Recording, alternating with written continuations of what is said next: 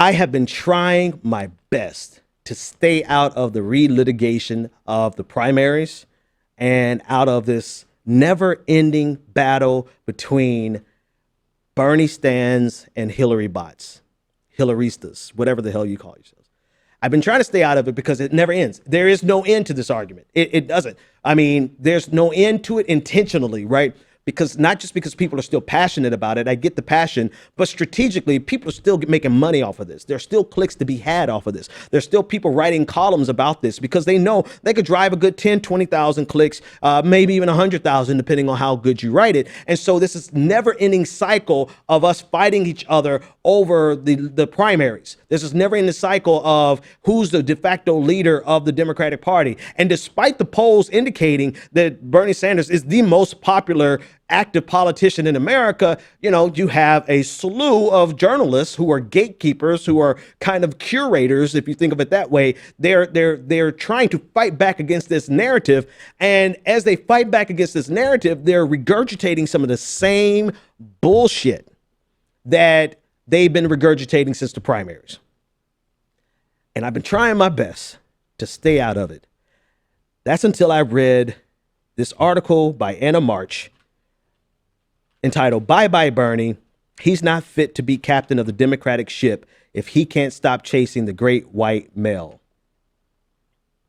And the subtitle is even better. She says, the Democratic Party is selling out women and all marginalized groups in favor of Bernie Sanders' dangerous myths.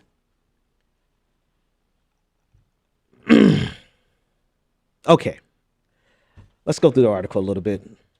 So her premise is this, is that because Bernie Sanders has support for a pro-life Democrat out of Nebraska, that this indicates that Bernie Sanders is willing to negotiate on women's rights.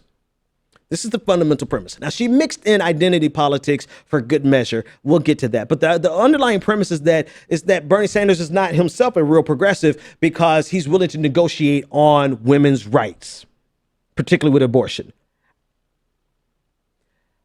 Let's start with the evidence.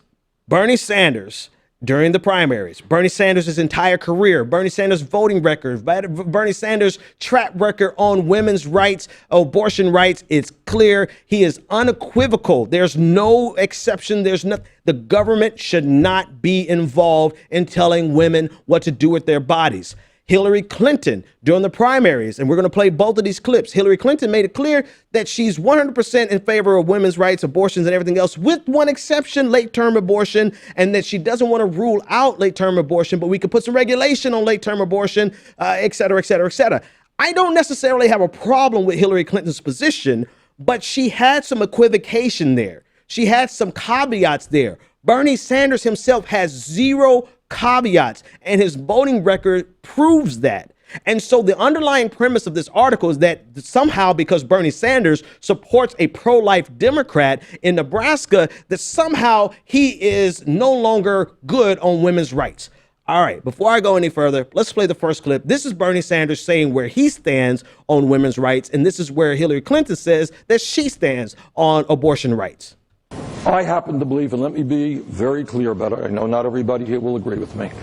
I happen to believe that it is wrong for the government to be telling a woman what to do with her own body. All right, now here's Hillary Clinton. That was. Well, I have been on record in favor of a late pregnancy regulation that would have exceptions for the life and health of the mother. I object to the recent effort in Congress to pass a law saying after 20 weeks, no such exceptions, because although these are rare, Brett, they sometimes arise in the most complex, difficult medical situations. Fetal malformities in the and threats to the woman's health. All right. So, and again, I'm not playing this clip of Hillary Clinton to say that I disagree with her. Right. I'm playing the clip to show you that on abortion rights, Bernie Sanders has no equivocation. There's no exception. It's 100%. The government should be out of it. Leave it into the hands of the woman and her family and her doctor. Woman and the doctor, to be honest with you. Hillary Clinton, she has a pretty reasonable exception that she would make for late-term abortion. I'm not going to argue that. What I am going to argue is that you cannot write some drivel like this who says, basically saying that Sanders, this is a quote directly from the article, yet Sanders has made it plain that abortion rights are negotiable and brushes off identity politics. You cannot make that claim in good faith with being in journalistic integrity. You cannot make that claim in the face of the evidence, not just from the clips that I played, but based on Planned Parenthood. Planned Parenthood said, even though we're endorsing Hillary Clinton, we know that Bernie Sanders has a 100% track record on abortion rights. All right, that's number one. Number two, this is really, again, based on the fact that Bernie Sanders is willing to endorse a Democrat who actually is personally pro-choice. This is where the entire article hinges on. This is the logic that he hinges on. I want to play a clip of Nancy Pelosi basically saying that, well, anyway, I'll let her say it herself. This is Nancy Pelosi on abortion rights and Democrats. But can you be a Democrat and the support of the Democratic Party if you're pro-life? Of course.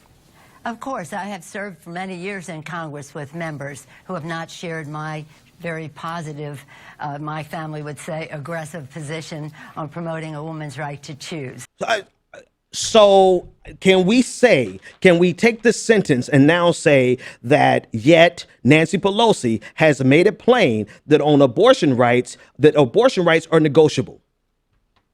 You cannot logically say that, and you cannot factually say that about Nancy Pelosi, nor can you say that about Bernie Sanders. But this is the play.